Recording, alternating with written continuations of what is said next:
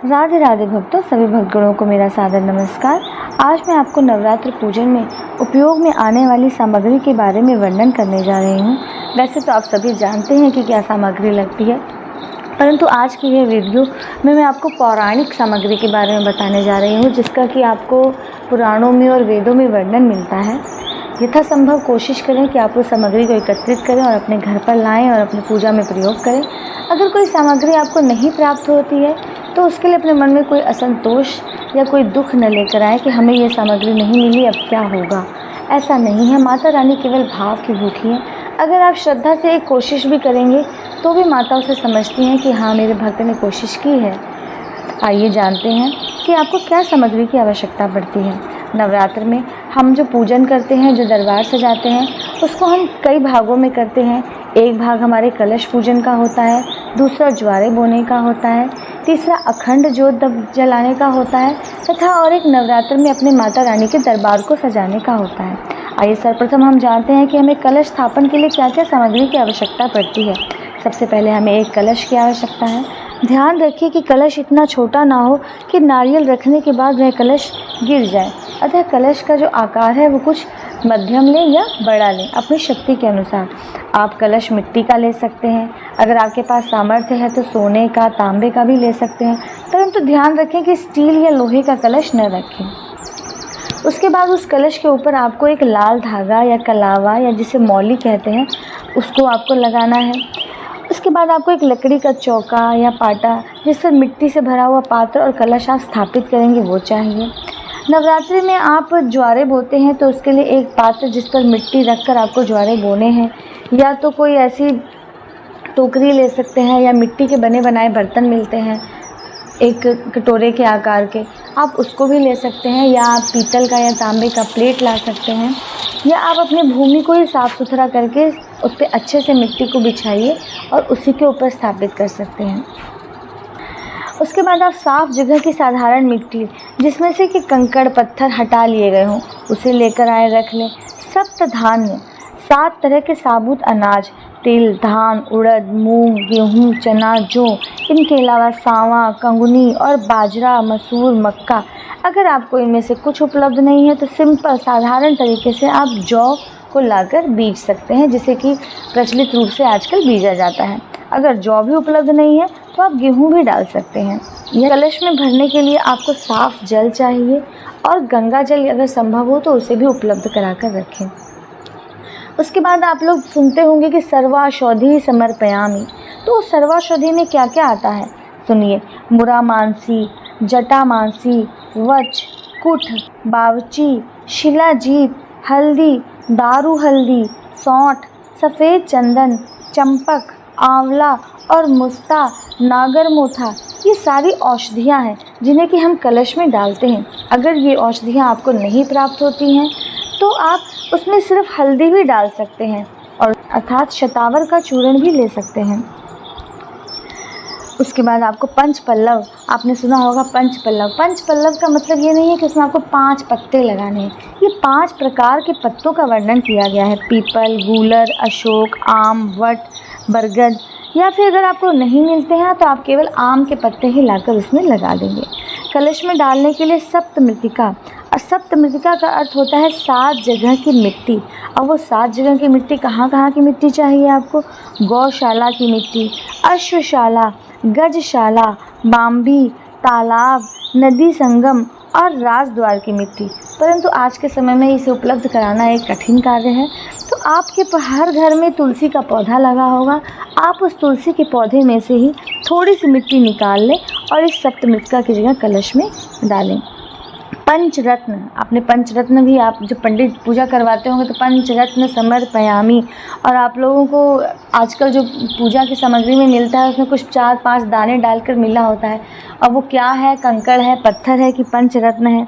आइए जानते हैं कि पंचरत्न में क्या क्या चाहिए। चांदी, सोना, हीरा, माणिक्य, मोती, पद्मराग, नीलम, वैदुर्य, मूंगा, रुद्राक्ष, इनमें से जो भी आपको कोई 5 चीज़ें मिल जाए आप उसको उसमें डाल सकते हैं। और अगर आपको इसमें से कुछ भी नहीं मिल सकता तो चांदी का सिक्का हर घर में उपलब्ध होगा। अगर चांदी का सिक्का भी उपलब्ध नहीं है तो आपके पास चांदी का कुछ भी, आपने अपने बच्चों के लिए छोटा सा चंद्रमा बनवाया होगा, वो उपलब्ध होगा, उसको आप अपने कलश में डाल सकते हैं। उसके बाद पंचामृत, बहुत थोड़ा सा पंचामृत भी आपको अपने कलश में डालना चाहिए। पंचामृत एक पदार्थ होता है जिसमें हम 5 तत्वों को मिलाते हैं। एक ही पात्र में दूध का आधा दही का आधा घी का आधा चीनी और चीनी का आधा शहद, इन्हें मिलाकर एक मिश्रण बना लिया जाता है, उसे पंचामृत कहते हैं। उसके बाद पंचगव्य, एक ही पात्र में दूध, दही, घी, गोबर और गोमूत्र मिला लिया जाता है। ये सब सामान हम गाय का यूज़ करते हैं, अर्थात एक ही पात्र में गाय का दूध, गाय का दही, दूध से बना हुआ दही तथा फिर घी, थोड़ा सा गोबर और गोमूत्र, इसको मिला लिया जाता है, इसे पंचगव्य कहते हैं ये। उसके बाद कलश ढकने के लिए कोई मिट्टी या ढक्कन या फिर कोई कटोरा है जिसे कि हम पूर्ण पात्र कहते हैं, जिस पर कि हमको नारियल को रखना है।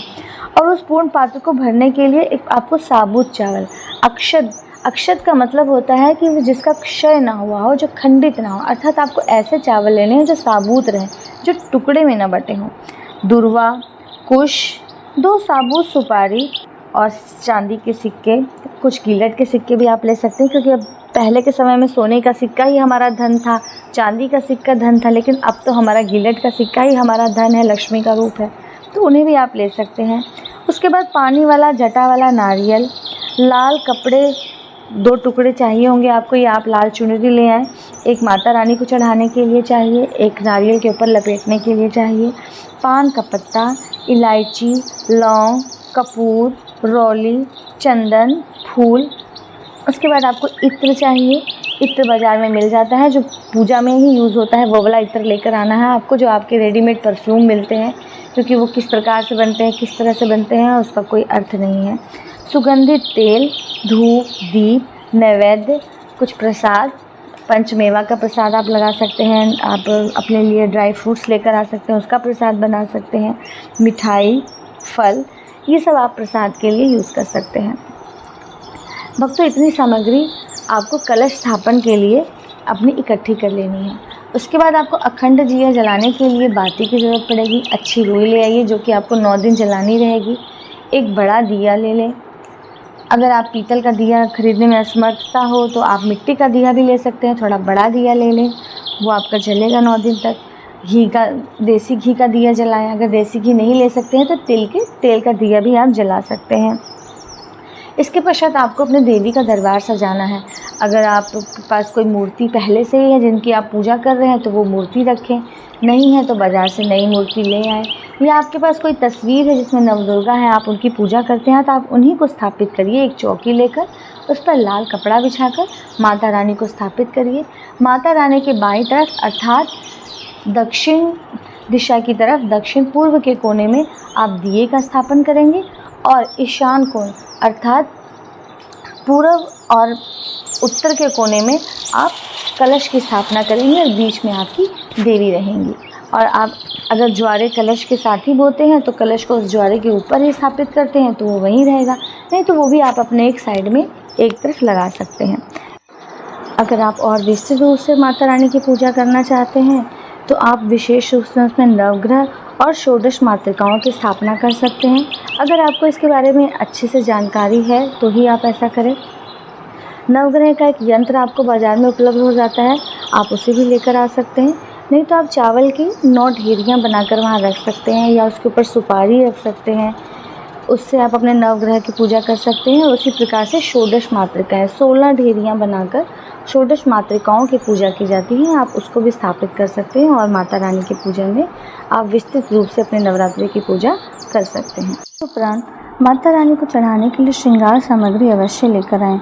श्रृंगार सामग्री आप अपनी यथाशक्ति अनुसार ला सकते हैं। चूड़ी, बिंदी, चुनरी, सिंदूर, कुमकुम इत्यादि। इस प्रकार से मैंने आपको आज नवरात्र के पूजन की सामग्री के बारे में विस्तृत जानकारी दी है। इसमें से लगभग आपको सभी सामग्री